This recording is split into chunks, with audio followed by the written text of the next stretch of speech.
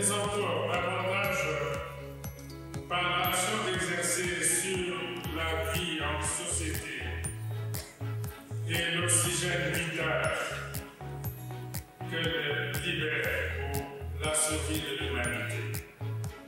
Je déclare ouvert les travaux de la première conférence internationale sur l'afforestation et le reboisement, et je vous remercie.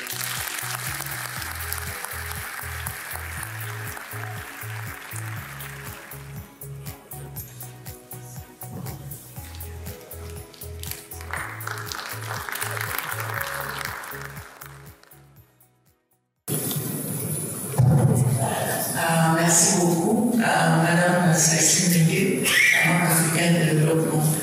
Je voudrais d'abord dire que la Banque est engagée justement dans un programme de transition énergétique avec des partenaires et les différents gouvernements avec lesquels nous collaborons.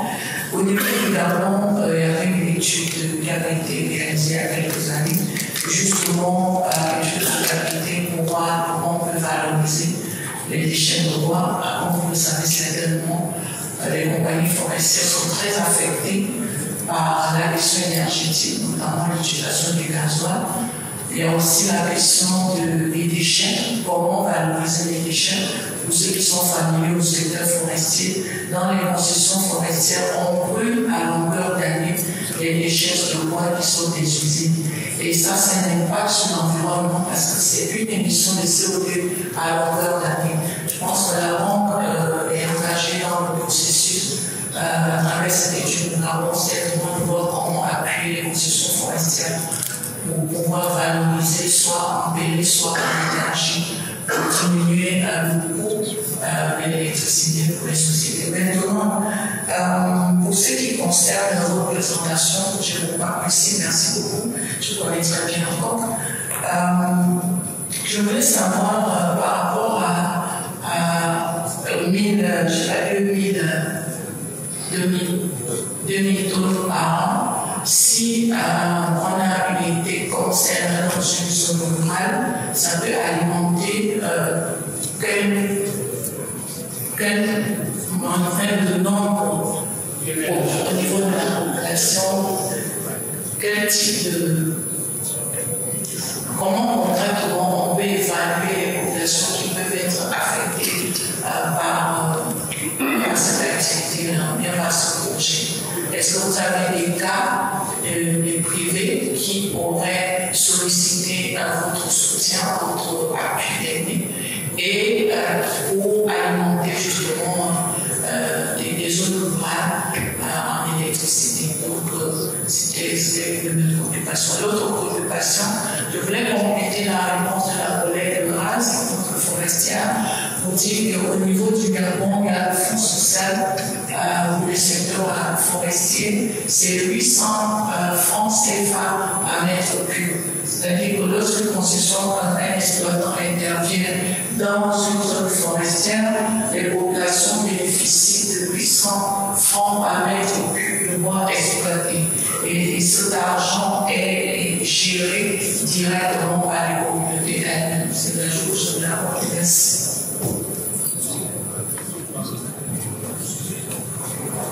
Pour répondre à la question sur l'alimentation en électricité des zones rurales, le projet FORES qui a été réalisé à Nairobi en est le parfait exemple. Ce projet produit à peu près 146 kW électriques et donc le double en termes pour alimenter. C'est vraiment, monsieur, vous pouvez, parce que je n'y étais pas, donc je ne connais pas bien Nairobi, mais ça alimente vraiment la commune. Ça alimente. Et donc, le modèle que l'on va proposer, qui va commencer à partir de 300 kW d'élec, peut alimenter, si je prends par exemple, ici, je peux dire peut-être la commune de Talanga peut être alimentée. Je ne vais pas m'avancer, honnêtement, c'est des chiffres que je peux demander en termes de communes. Et c'est aujourd'hui, nous sommes en pour parler avec 2 communes au Togo, une de la ville d'Aléor et une dans le Grand Lomé, parce que le maire de la ville, justement, veut substituer substituer tous les déchets de notre de plastique pour produire de l'électricité. Je pense que dans les semaines à venir, je peux obtenir à peu près en superficie, combien ça peut alimenter de foyers et de ménages. Je pense que c'est plutôt ça votre question. D'accord, j'aurais plus me renseigner là-dessus, sur le nombre de ménages. Je sais que si on produit par exemple ici une unité de 300 kW et qu'on peut la placer, la commune de Calandre sera totalement par exemple alimentée en électricité. Voilà. Merci. Donc, la question d'abord est fait de développement. C'est l'argent. Donc, on a fait structurer. Si nous avons des projets, si nous avons des activités, des initiatives, nous avons le secteur privé qui a intervenu, nous avons les chercheurs, toute la CRC, remercier votre présence ici, l'intérêt que vous avez pour cette question concrète. Qu'est-ce qu'on peut faire de nos déchets? Le déchet issu des plantations forestières. Nous avons là un cas, un exemple, et c'est ce programme-là que nous voulons développer dans la région. Donc, merci pour avoir été avec nous ici. Donc, on avait donc la CRC, je le présente ici en tant que commissaire. Nous avons vérifié, s'il vous plaît. Donc, nous avons Madame Danielle Wanda, qui est donc de l'entreprise AS, et M. Gomakik, donc du Gabon, du Congo, Voilà. Donc, est-ce que vous pouvez applaudir?